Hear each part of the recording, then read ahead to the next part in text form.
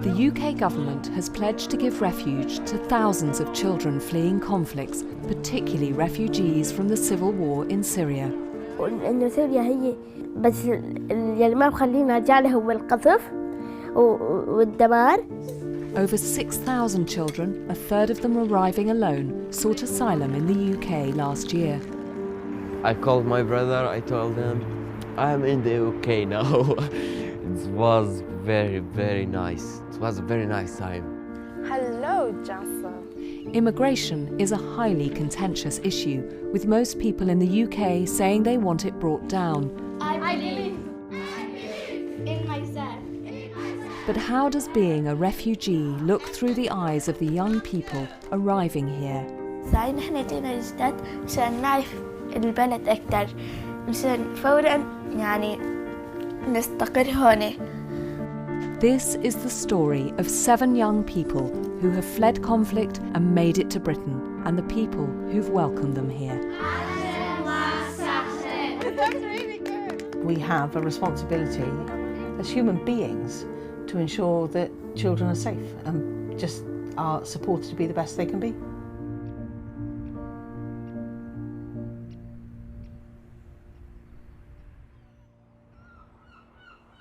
Wales has been in the vanguard of welcoming asylum seekers, with every local authority here volunteering to take refugees.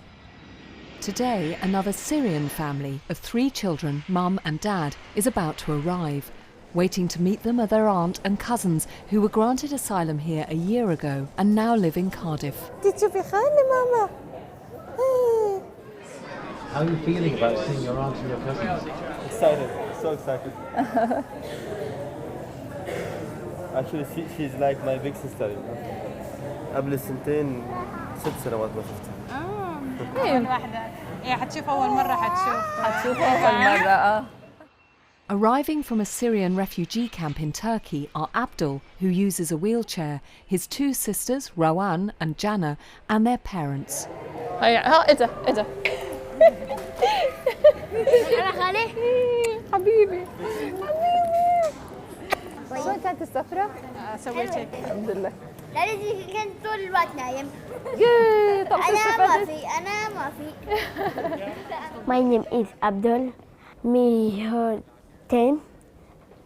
I'm from Syria. Go Turkey and go Wales. بك يا روحي. وعطلنا أنا كنت حابب أشوف الدنيا من فوق. وعطلنا كثير، وعطلنا بالطيارة كثير، كان شيء حلو وكثير أنا استمتعت بهذاك الوقت. Abdul has spinal muscular atrophy, a progressive disease that causes severe muscle wasting. The family lived just outside Aleppo and stayed through the first 4 years of the war. إيش هالنظارات الحلوة؟ My name is Rowan. I'm 11. أنا كنت أحب أكثر شيء بسوريا أنه كنا هناك بيت كنا قاعدين بالمزرعة عند جدي، فيها طابقين ومسبح وسطوح، ونانتي كانت عائلتنا كلها هناك، كنا نجمع كلياتنا هناك، كانت أحلى أيام. وهون كمان يعني.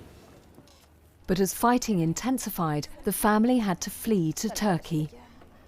وقت طلعنا كان أنا عمري 8 سنين، وقت رحنا مرة تهريب كان بالصيف وكنت بالكرسي. وقت طلعنا كمان كان صعب، وكان يعني أول ما نطلع على تركيا كنا يعني ما كنا عارفين حالنا أننا نستقر هناك.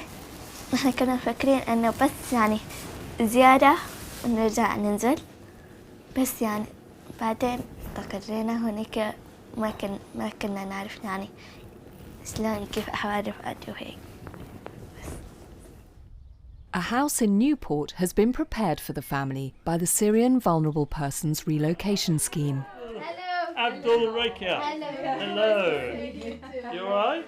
Find your way. And a couple of local volunteers have come to help them with their English. What about that one?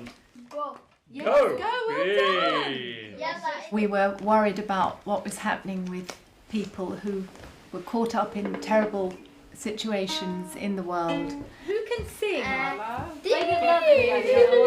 They're so amazing how they're embracing everything and, you know, really willing to become part of the community and to make new lives themselves. It's just fantastic.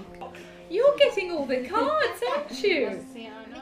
Abdul and his family have already been given refugee status in the UK, but for many young people, the situation is more complicated. 17-year-old Omar fled Syria a year ago. When he set out, he spoke no English.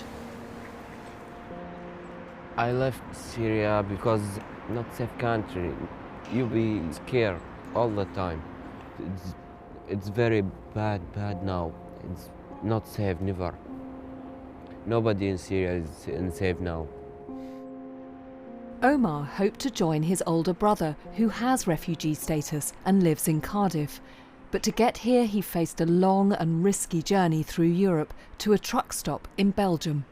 All my journey, it was like 6 months from Syria to here to Cardiff. When I went to the lorry, like I've been scared because I don't know what's going to happen for me.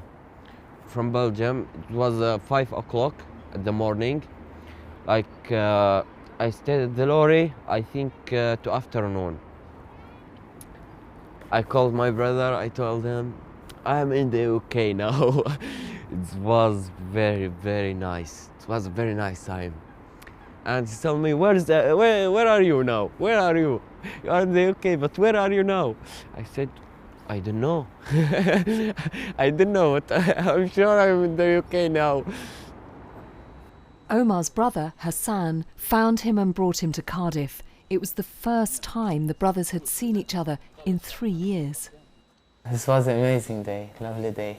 I have to hug him or kiss him or keep him close from me. Just, I want to keep him, don't move, never. Stay with me.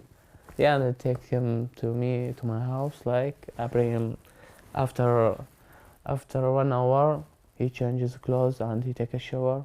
I take him directly to the home office and they take him from me and they make interview with him.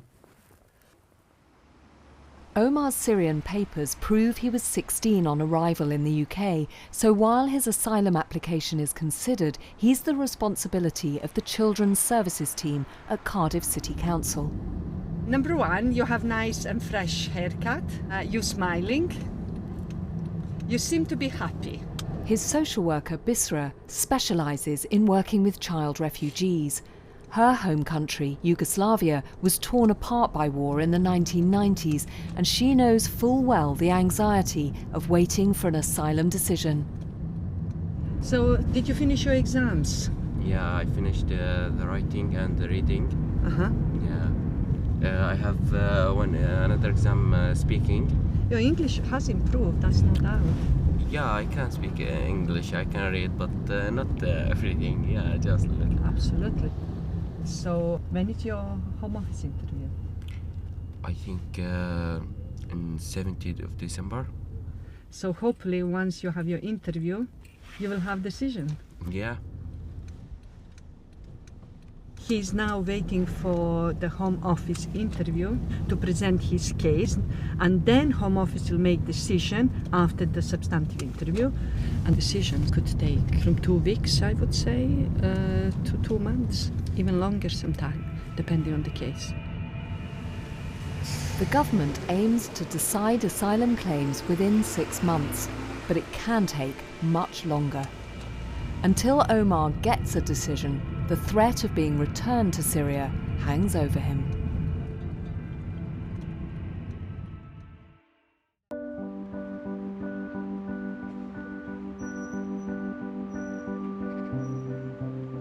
It's just over a month since Abdul and his family arrived in Newport after fleeing their home near Aleppo in Syria. Child day ticket. Okay? Child day ticket. For their support worker, Garda, from the Vulnerable Persons Relocation Scheme, the priority now is to get the 2 older kids ready for school. Although 10-year-old Abdul and his sister Rowan both went to school in Syria, this is the first time either of them have ever had to wear a school uniform. المدرسة اللي كانت بسوريا كانت هي حلوة، وكان عندي أصدقاء لأنه كانت بالطابع الأرضي. بسوريا الباص إيش ما كان أغراض، ما في أغراض خاصة، بس أول مرة كنت رايح أشوف الأغراض. He's fine because he'll have special boots, I think. والأغراض هن كتير حلوين. Oh, you found them. That's great. البنطلون أسود والبلوزات حمر واسمه ليزباري برايمري سكول. يلا جربي هاي أساس يروحوا يعملوا له الشعار فيها. That's too big. That's I think too big. Maybe a smaller than that because he's a bit smaller than Zayn. غيره حلو بس كما أنا بحبه.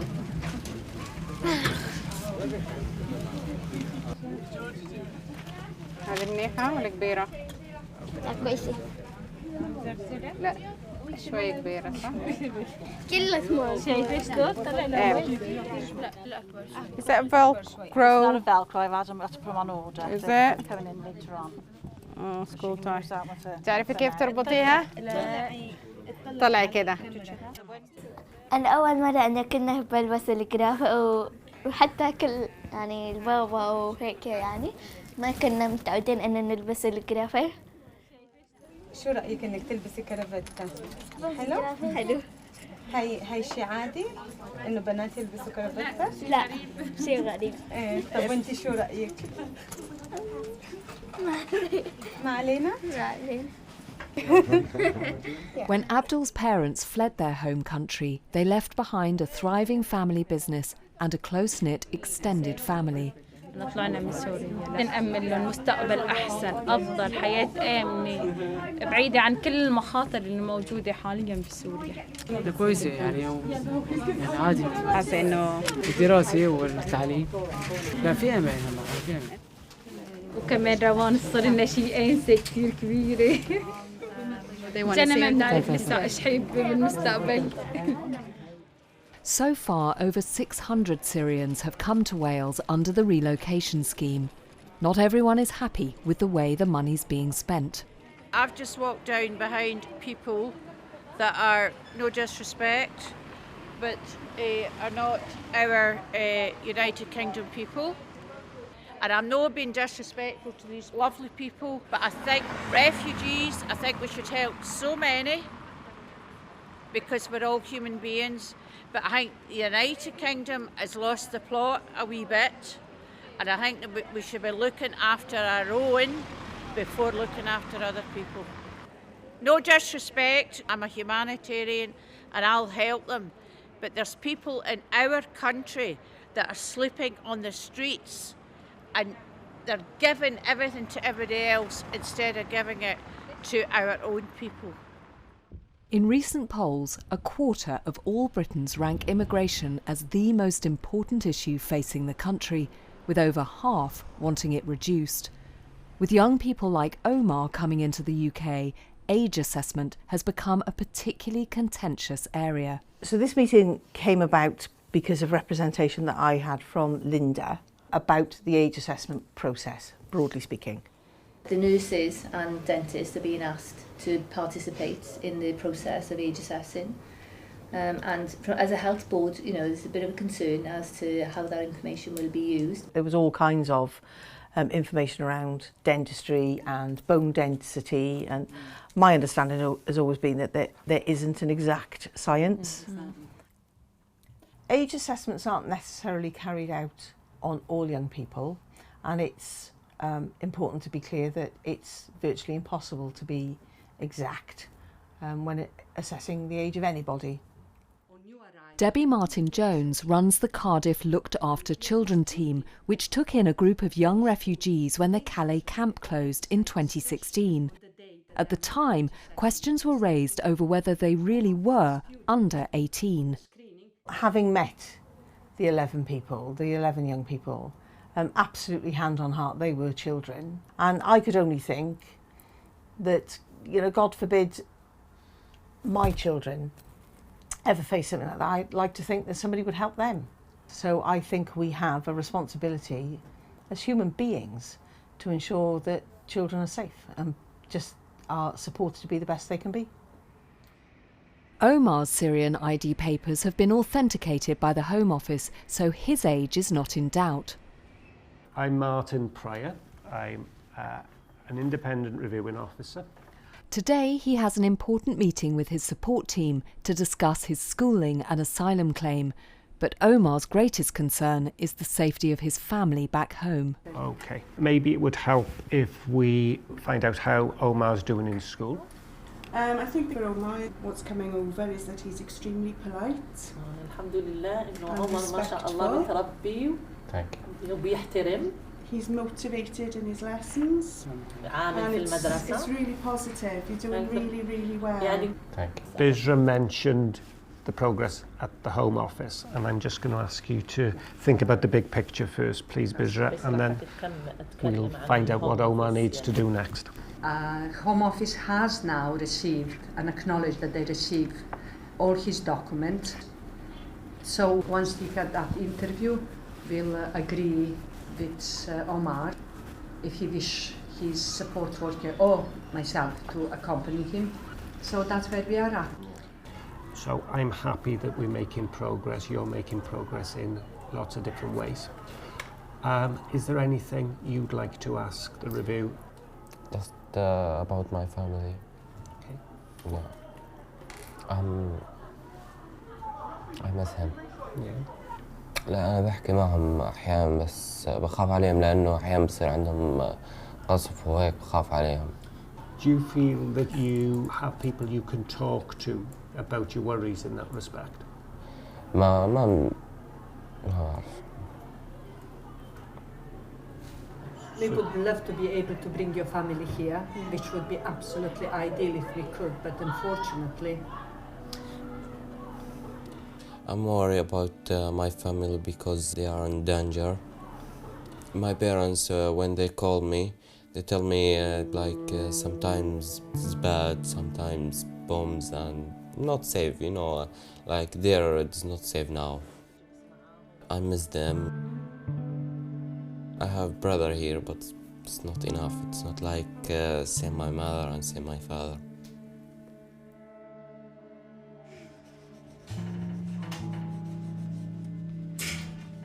Some of Abdul's relatives are also back in Syria, but his aunt's family have settled very successfully just half an hour away in Cardiff. The two families get together for a meal every week. My wife almost spent more than half of her life away from her family, and she's very close to this sister especially. Now her sister is here. I think she feels more connected to family. When she sees her sister, as she sees her whole family.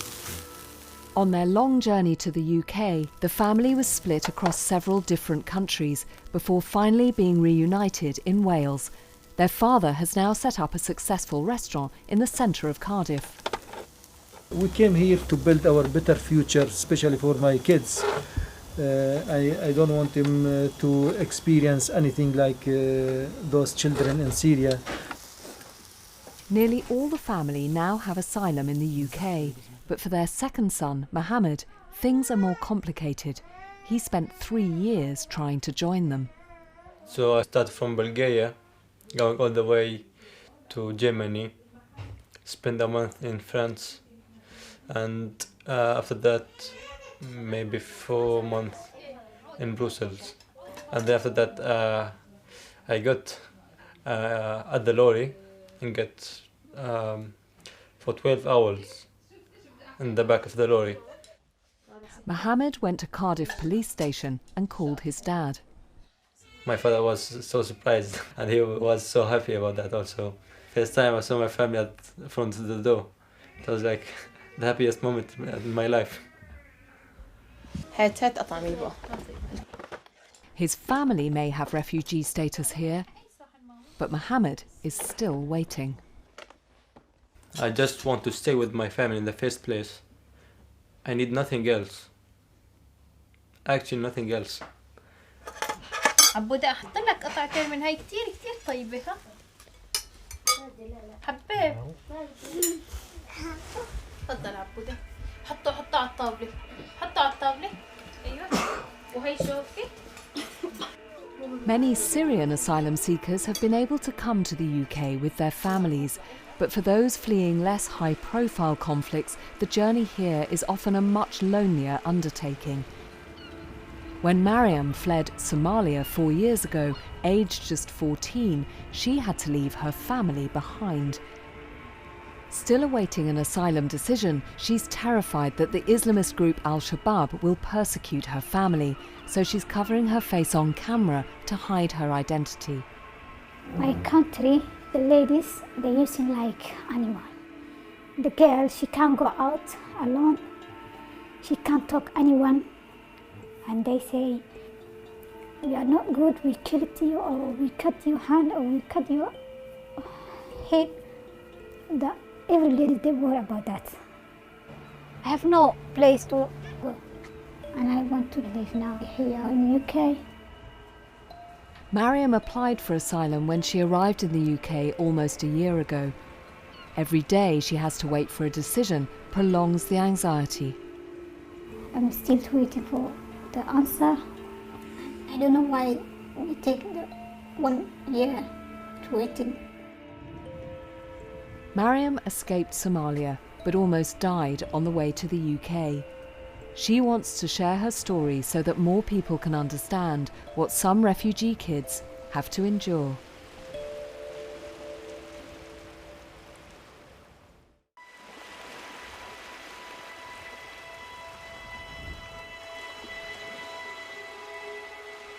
Last year, more than 2,000 unaccompanied children applied for asylum in the UK.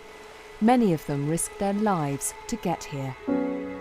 When Mariam was just 14, she was targeted by the Islamist group Al-Shabaab for allegedly touching a man's hand. I'm working in the market, finding some food for my family. And you know, some people want to buy something, or if you work for the shop, maybe when you give it the money, the hand, they will tie together. Mariam was spotted and challenged by members of Al-Shabaab. They say the man's not your husband. Why he tied you for hand? They say you are not good person.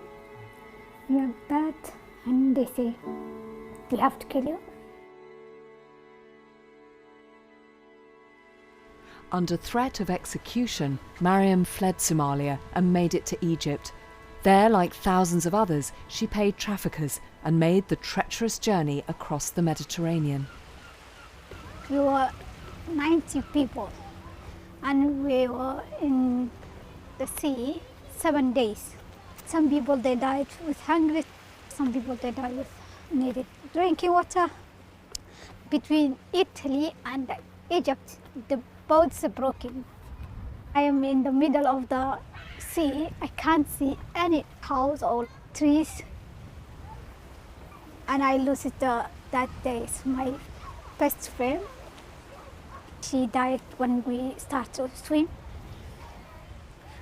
That time we are 3 persons, and I'm so tired. I tried to swim again, and I say, don't give up, God, don't give up, don't give up. But I can't. Mariam was spotted in the water from an Italian helicopter, picked up by boat and taken to hospital in Naples. After a few weeks, she found another trafficker who smuggled her to the UK.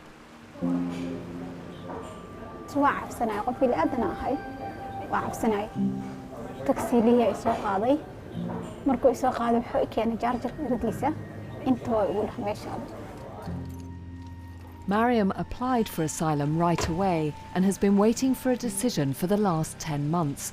While she waits, she's getting support from Maria, a personal advisor with Children's Services.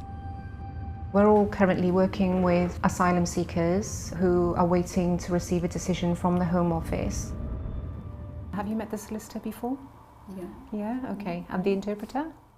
Maria will help Mariam while she's waiting to hear from the Home Office about her asylum claim. The challenges for them, we find, is that they are absolutely petrified. They miss their family, they don't know where their mother is, they don't know where their father is, they'll mention siblings, and it's very sad, very, very sad. They're here in the UK alone. Mariam and Omar both found their way to the UK alone, but the majority of children and young people seeking asylum here arrive, like Abdul and Ruwan, with their families. In Newport, it's 11-year-old Ruwan's first day at school.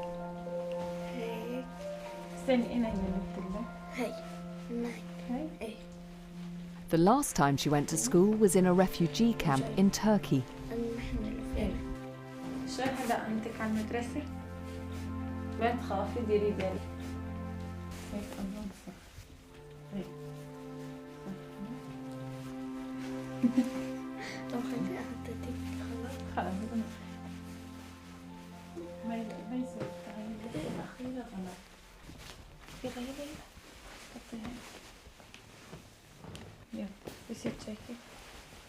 صوت رجال أعمال. شايف شيء؟ ما بدي أنا خلص الشباك.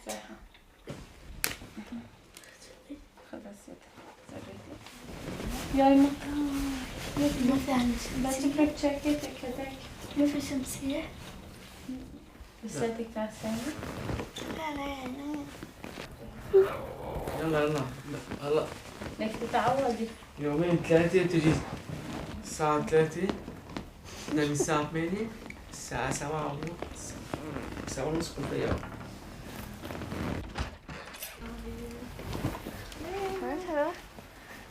كيفك؟ الحمد لله.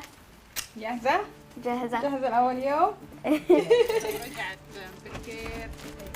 ايه النطر. أيوة الأول.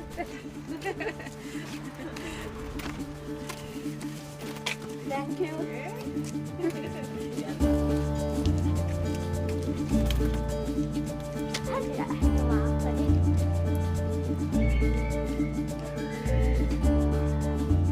As Ruwan heads off to high school, down the road at Lisweri Primary, her brother Abdul is about to meet his new classmates. So, Mrs. Bruce, this is Abdul Razak. Hi. Hello. How are you? I'm fine. Good. Okay. Hello. Are we ready? Okay. 3, 2, 1. Well done. That's really good. Thank you. وطلع والمدرسة هي كانت كتير حلوة وأنا أكثر شيء بحب المدرسة. المدرسة اللي رحت عليها هي كانت قبل هاي كانت هي بتركيا، كان هي صعبة شوي ووداتها كان صعبة كمان. والمدرسة هي كانت 4 طوابق وأنا كنت بالطابق الأخير. هذا اللي صعب عندي. أنا ما خلوني كان أنزل الفرصة لأنه إنه ما يخلوني لأنه أنا عندي مرض، عشان هيك ما كان يخلوني أنزل لتحت. بس أنا كنت أحب أنزل مرة بالصف ما حدا يرفقاتي لأنه كلهم ينزلوا يلعبوا تحت. Come on, Jack, learn to drive. كنت أحب نفسي اللي بحبها هون. جاك بتفشني عن وقت بنطلع على الفرصة، لتاجي بتفشني بالفرصة. بطاطا بس بطاطا. بحب الأنسات كلياتهم وما بحب الأكل بالمدرسة. 30 pounds, round up £28.99. Yeah. Yeah?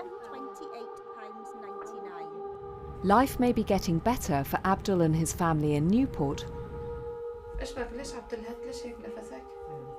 but at his aunt's house in Cardiff, there's a crisis concerning Abdul's cousin, Mohammed. Mohammed made it to Wales 6 months ago, and since then he's signed in every 2 weeks with the Home Office in Cardiff as his asylum claim is assessed. But 2 days ago, he was detained by the authorities and taken to an immigration removal centre near Oxford. The reason why he been detained, due to he has been given in 2014 refugee status in Bulgaria, and he has to be removed to Bulgaria. 4 years ago, when Mohammed was 16, he was held in a refugee camp in Bulgaria. Under international law, his status should be settled in the country where he first claimed asylum, so he's now under threat of deportation back to Bulgaria. I can't believe, like, you would want this upon family, that when, like, especially if you have your kids of your own, they'd never, like, if that happened to them, they'd never allow that to happen. They wouldn't want it to happen. Why would you wish it upon any other family that are so hardworking and just want nothing but to be together? The word of refugee is very hard. It cut my heart when people look at me as a refugee. I don't want to be a refugee. I have my own business. I support my family. I pay my tax. But unfortunately, Home Office, what do you want from us?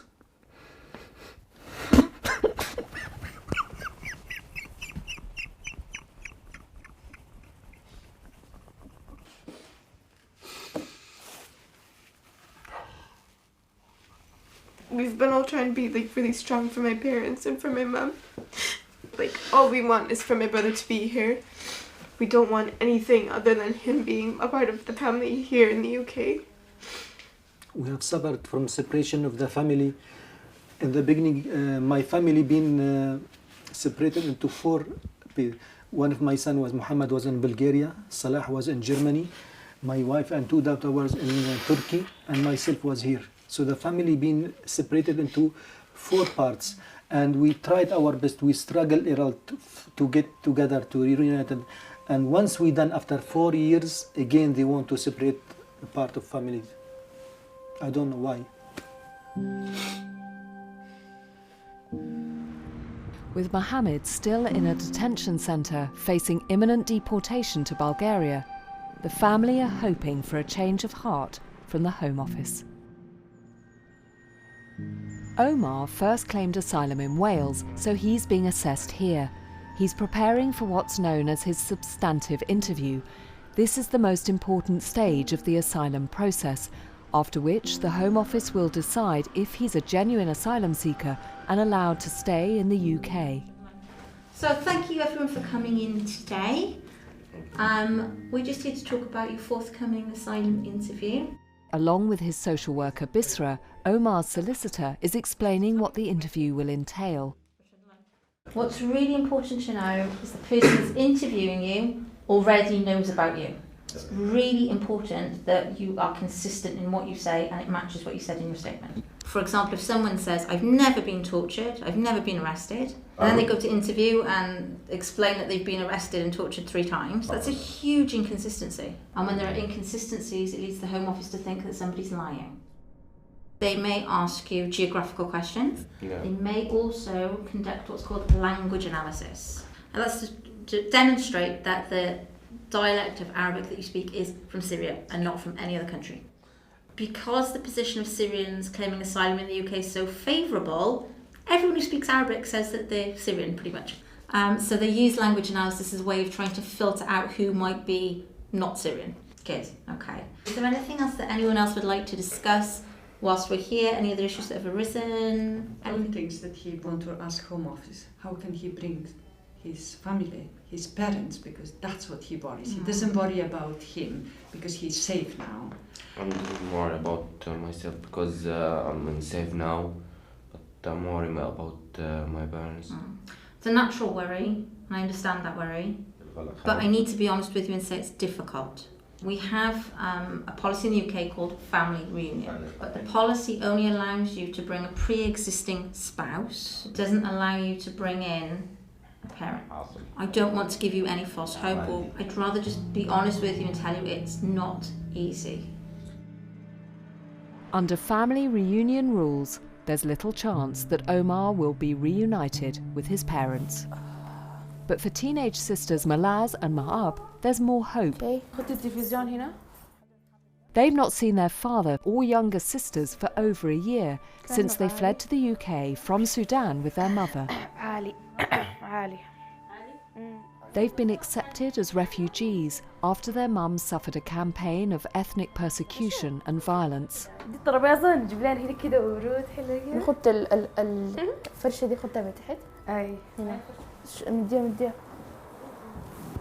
Because of our tribe, when we have troubles, you can see that it's racism against us.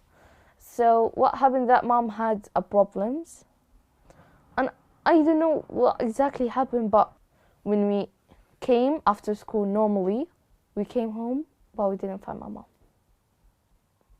6 days, and we didn't find my mom. We didn't know where she is, we didn't know why she's not here, we didn't know anything.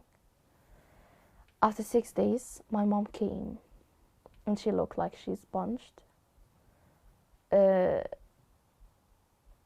I mean, her whole body was red, and she was crying.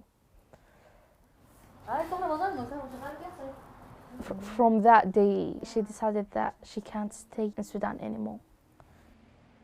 The family made plans to flee the country, but they didn't have enough money for all of them to make the journey. So they decided that Mum would try to escape with 2 of her daughters. That was a hard day. We was crying until we arrived here. It was a hard time. It's hard It's the decision to make. first time to me to see my dad crying. Yeah. In that day, I feel like my heart is small pieces. نتصل على الشركة بتاعت الكهرباء عشان يدونا كهرباء. رقم؟ انت يا ملاذ ولا اتصل انا؟ لا أنا حتصل خلاص.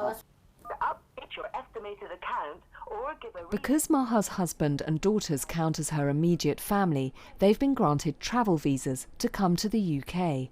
If they get here, they will be given asylum. The catch is that their travel visas are only valid for 1 month, but the family doesn't have the money to pay for flights for all 3 to come over. يا ما أعرف أعمل شنو، يعني أحاسيس كثيرة مختلطة.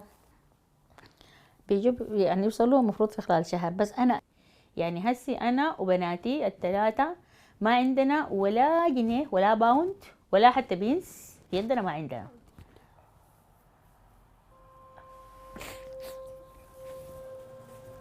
كويسة أنا كويسة. With such a tight window on the visas and no money to pay for all 3 flights, they have no way of bringing the rest of the family to the UK. Their only hope is to seek help from the Red Cross. So good news, you've got your visas. Yeah, brilliant. Can I have a look at your paperwork? Yeah. The Red Cross have got a long tradition of providing practical and emotional support to asylum seekers and refugees. So who have we got here? Rahaf? Rahaf, yeah. How old is Rahaf? 10. Oh, she's lovely. My maths is really bad, so you'll have to help me out with the dates. Okay. The people that we help are people that cannot afford to bring the family over themselves. In this case, we're talking about a father and 2 daughters. When was the last time you seen your family in Sudan? آخر يوم أنت شفتي ناس بابا؟ يوم 1 نوفمبر. So last year, 1st of November. Yeah. If I can help somebody find their family members, if I can help to reunite a family, or just to be able to signpost them to other organisations that can help them, we all get together to help them in the best way that we can. Okay, I'm going to send this off to London. They will look at your case and decide whether or not they can help you. I must tell you though that most people are getting 1 month visas, which causes a little bit of an issue for us because we're always working on tight timescales for everything. Okay, they decide very quickly whether it's a yes or a no, and as soon as they contact me, I will contact you. Okay. Legal aid to help bring families to the UK was stopped in 2013, so for thousands of refugees, the Red Cross is their last chance. But not everyone is successful. Mariam is also still in limbo, waiting for a decision on her refugee status. It's been almost a year since she made it to the UK and applied for asylum after fleeing from an Islamist terror group in Somalia. Her personal advisor, Maria, has just called the hostel where she's staying. Okay.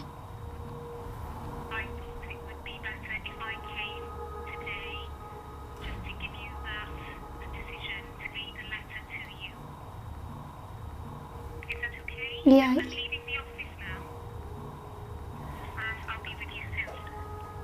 Okay. Okay.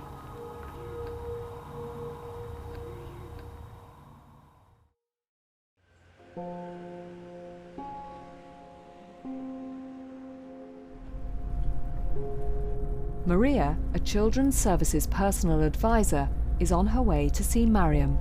She has news from the Home Office.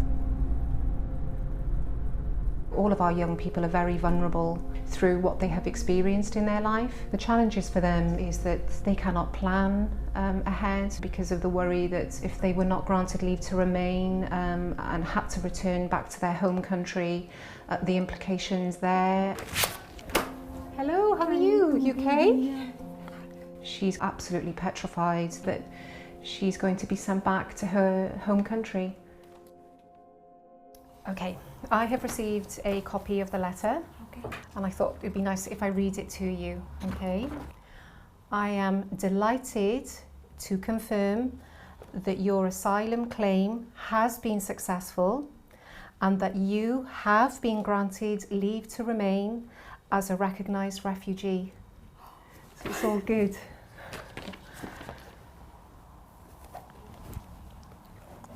Okay. It's good, it's good news. It's fine, it's fine. How are you feeling? Very happy. Yeah? You've been worrying. You can breathe, you can relax. Oh. Yesterday I'm so worried and today I'm so happy. Now I believe I will be staying in UK and I will say thank you. Last year, the Home Office initially rejected 68% of asylum applications. This is one of the highest rejection rates in Europe, double that of Spain, Germany, Sweden, Austria or Holland. But for a young person fleeing violence, sanctuary in the UK is life-changing. I believe in myself. In myself.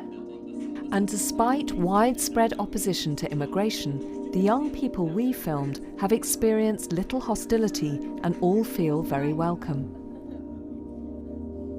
The Red Cross have paid for all 3 flights for Malaz and Ma'ab's father and sisters, so their family is about to be reunited. How are you feeling, Malaz? Exciting. Because my dad's coming. A lot of feelings, a lot of everything. Oh, yeah, I'm really happy.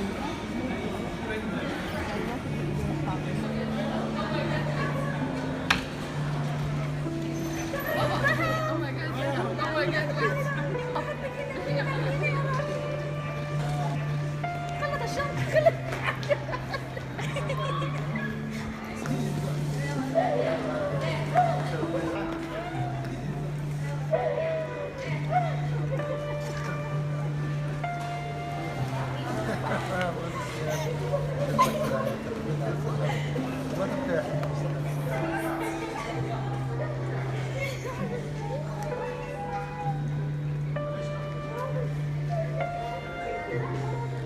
For 17-year-old Omar, there's news from the Home Office. His social worker Bisra has asked to meet him and his brother at school. Your solicitor sent me an email today, and you have been granted asylum. Oh no! Really? Yes. You have been granted refugee status for 5 years. Oh my God. Oh, that's very nice. Yes. I feel very, very happy. I don't know, amazing feel. I don't know how I can explain, but it's also very amazing. Time. And after a campaign by their local MP and supporters in Cardiff, Abdul's cousin Mohammed has been released from the deportation centre. He can stay with his family for the moment, but still doesn't know whether he'll be granted asylum. After 8 months, I'm still waiting. How do you feel inside about not knowing? I don't feel that I know where I'm going to till I get my residence. It's like I'm in handcuffs. I can't do anything. I'm just waiting for a response from the Home Office. But you can't there. I don't want to go back to Bulgaria. I think there's nothing more important than being with your family. Because without your family support, I think you'll be lost. So I hope that as soon as possible that I get an answer from the Home Office.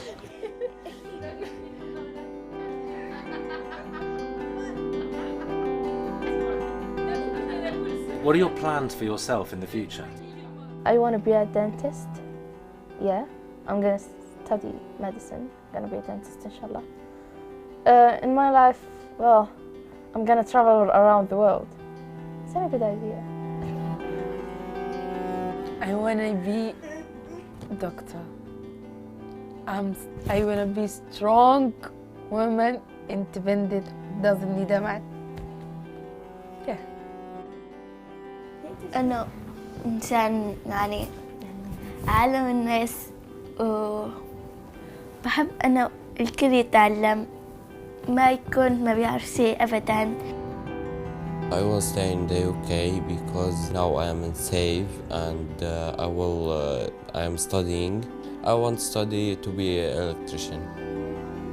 أحب أكون دكتور عشان أعرف كل الناس مو مثل الدكاترة في ناس اللي ما بيعرفوا دكتور بيعطوه أي دواء بس أنا ما بحب هيك لازم يكون دكتور بيعرف إيش عم بيعطي مو الدكاترة اللي ما بيعرفوا إيش عم بيعطوا بيجوا يودوا لمرض أخطر وأنا بحب أعطي شيء معالج أكثر عشان هيك أنا بحب أساعد الناس وأكون دكتور.